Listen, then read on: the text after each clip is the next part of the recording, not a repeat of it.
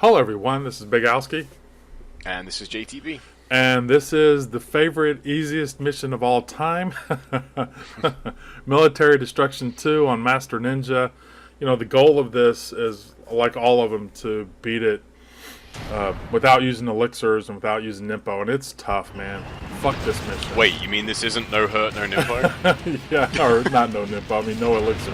But see, just starting off bad, you know, jumping wrong, and you don't even have to on-landing Y for those guys to trip you up. So, you know, you really want to be careful on that. But my whole goal on all of this, or the first few clips, is just to show what can go wrong, how it can go wrong, and, you know, maybe there's ways. See there, you know, that's just bad. Because I'm jumping into the bullets. You know, what you want to do is get on the other side, jump on his head away from the bullets, and let him at least try to block some of them. But, you know, the other thing, you saw the bullets go through the little the core arrow box. You know, you've had, yeah, they go through the crate, yeah, which is really annoying. But see, this is kind of the start that you like, because you get them up, and then in the Zuna drop before he fires. But of course, you know, just all this stuff can go wrong. I mean, look at that. And then I get nicked. Yeah, like, that's a perfect example right there. I mean, even before that cannon blast, that was a good, like, 30% health, and it was mainly just chip. Like, that gun, yeah, that gun only has to hit you, like, 2 or 3 times, and it really mounts up. Right. Once they start laying hits on you. And then it just kind of snowballs from there. You know, if you get hit by the gun, and then you get grabbed or touched by the cannon, you know, you're down probably almost 50% health. And here's just one of those things. It's all these little nicks and look, yeah. Okay, I'm 33% health down, whatever. Hey, there's no point in going on. You might as well just reset. I think. Did I actually say no hurt at the beginning? I don't think so. If we did, it was definitely a joke. Well, I also like to fun fact for anyone wondering: it's the only mission to never been done no hurt. It's not even like with using Ninpo. It's never ever been done. Sneh has, and look at this guy. I mean, I've had him block 8 arrows in a row before. Sneh actually has a video of him doing the first tank no hurt. Yeah, he's done half of it. I think if there is anyone that would do it, I think he's the only one with just like the instincts for this mission to do it. Now, I just tried to, sometimes whenever I would see that essence out there, it's like, hey, let me try to UT the tank. So, you know, I don't end up doing that when I finally beat it. But I wanted to show, again, some different things. This is actually kind of ideal. You want to jump back and forth from this guy. Oh, this is kind of, watch this. Yeah, I think I'm in good shape. That's not going to hit me, but it doesn't. But then he runs over the box and runs into me. He's like, screw you, xBIGALSKIx. It's funny how they carry on shooting you. Oh. Like, it's like, I'm dead. Exactly. It's almost like they, you know, what is it? Add insult to injury. Yeah. Pour salt into the room. And into the wound there. Now, again, like I was talking about before, staying on the side of the arrow box, I don't like the core box. The core box seems to, you end up getting hit more. And maybe it's just because of the angle, or, you know, there's an invisible barrier there. And you're going to see there is on the explosive arrow box side. Yeah. But I like doing this again. This is kind of idea, and I tell you what, man, this box, that thing is made out of super titanium or something. But all of this looks so good, other than that. But see, that's kind of what you want to do, is to be able to control that and try to time it between the blast, you know, your on landings and everything like that, and just learning the different patterns, when to jump back and forth from the boxes. Again, I look like I'm a champion right here. One thing as well, a couple of things to note about the tank, just for kind of keeping it on, like keeping a good location of where it is pay attention to the direction that the bullets come from, because you can just kind of get into a bad spot where, you know, like here for example, the tank is off screen, you don't really know where it is. and sometimes you want to keep the soldier on screen. If you just pay attention to where those bullets come from, you know, that can basically basically tells you where the tank is. You know, if they're coming from, you know, the left hand, like right here, they're coming from the left hand side. You know, he's over to the top left of the area as opposed to the top right. And when the top part of the tank moves, I always forget what that's called. But when that starts to turn, that's when he's gonna, you know, that's when a cannon blast is coming. So don't get greedy and try and get like 5 arrows in. Right. Yeah, one extra arrow is great because, you know, if the cost of that extra arrow is you getting hit by the cannon, like that's not a good trade at all. This is where it starts to go bad right here. There's a line, there's an invisible barrier right there. And that angle is deceptive considering when you're on this side of the box. It's at a different angle. So it doesn't run, I guess, parallel or to the box.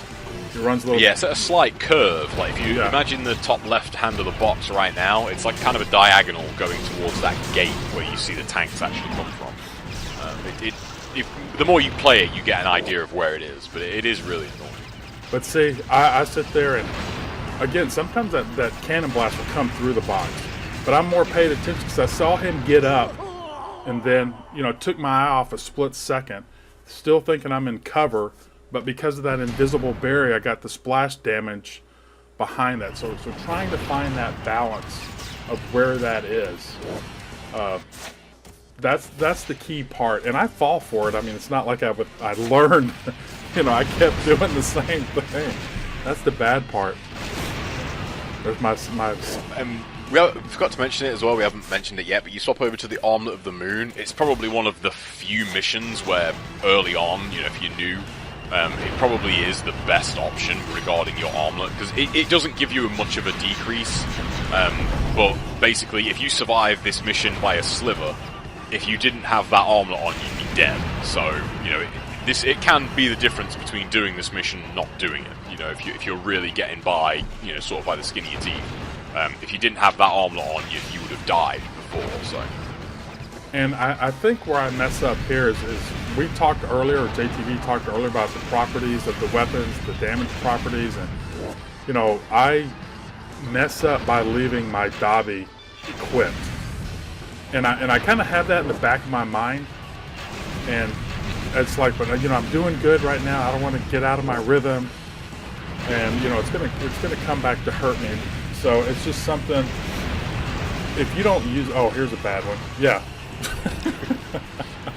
If you ever need to I thought go it was into going the to be item okay. screen, I thought I was gonna yeah. I thought it was But if you do ever need to go into the item screen, always do it right after a cannon blast. That is the best time to do that. Like never, like right here for example, it's just gone. Like don't go into it here. Like go into it right now. Like as soon as it's over, then go into your item screen. See, that's just me trying to get those the UTs and stuff, and on the tank. I think whenever I finally beat it, you know, I don't even try to do that anymore. But that's that whole karma runner. Oh, let me try to get that UT. That's just wasted yellow essence and stuff like that. I got lucky there. I mean, sometimes it'll hit and sometimes it doesn't. Yep. But yeah.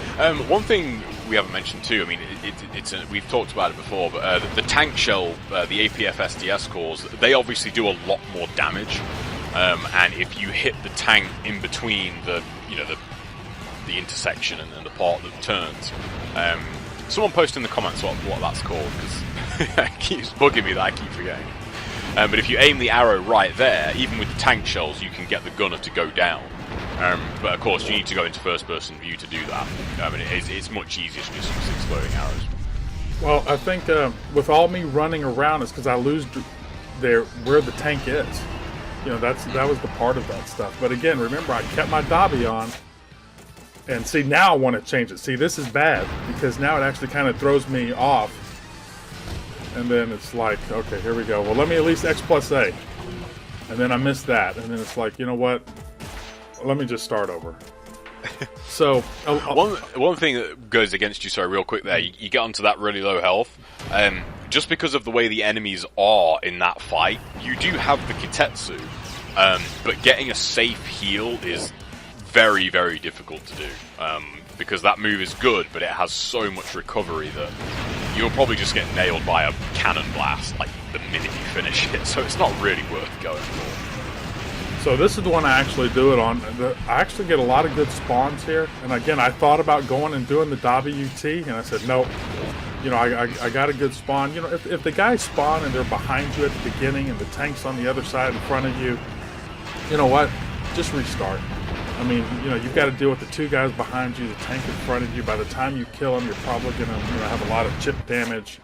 So, you know, I just recommend restarting on that. You know, this is one of those things you start until you get what you want, in a sense. But yeah, I mean, like, look at that damage. Like, they really do a nice chunk, those tank arrows. Right. Now, that's the only time I really do that. And the reason I don't do it a little bit more often is because, you know, in the heat of the battle, if that's what you want to call it, you know, switching back and forth kind of messes up my rhythm. I mean, you saw what happened earlier whenever I switched. But learning how to jump back and forth, and you really want to roll into the other side of that box, because again, I've been hit from that angle. And the other part, I didn't mean to roll in front of that. I tried to roll straight into the box. Yeah. But here it's like, wow, hey, this is great. I'm at the tank. I've got good health going. I mean, what can go wrong? Yeah, everyone's famous last words. It's funny thinking about it.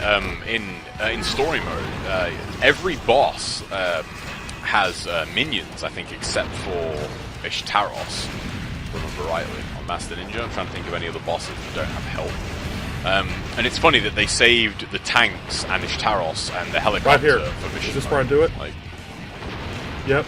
See, yeah, there's the wall. Yeah, the barrier. The invisible barrier. And I'm thinking I'm trying to jump. There I go again. That's so deceiving. But really quick to note there, you see those bullets that you just blocked with the sword? That's a perfect example of what I talk about regarding the defense of weapons. You didn't get guard broke there, and you blocked what looked like at least 4 or 5 bullets back to back. If you had a heavy weapon equipped there, that definitely would have broke your guard and you would have got stunned. And also, listen to your audio cues. Whenever the enemies dropped down, the tank actually ran across one of the enemies that killed him. So I knew he wasn't going to be in front of me, and I could focus on, you know, that guy behind me. Now, I didn't know I was going to get a blue again. Heat of the battle. And, you know, ended up UT, and of course it ended up helping. But, you know, I'm still... This was lucky. And see, I don't know why it didn't jump that way. It has to be something I'm doing with the controller or something. But again, look at my health. I'm just kind of kamikazing it at this point. Yeah. You've got Arm of the Moon on here, haven't you? Yeah, yeah. Oh, yeah. Yeah, if you, perfect example. If you didn't, you'd be dead. Yeah, and 2 arrows. I had 2 arrows left, and he was right there, and I'm like, let me just shoot. So, hooray, I did it, man. That's so tough. But anyway, guys, that's it. I hope this video has helped and, you know, answered a few questions. We'll see you next time. Take care.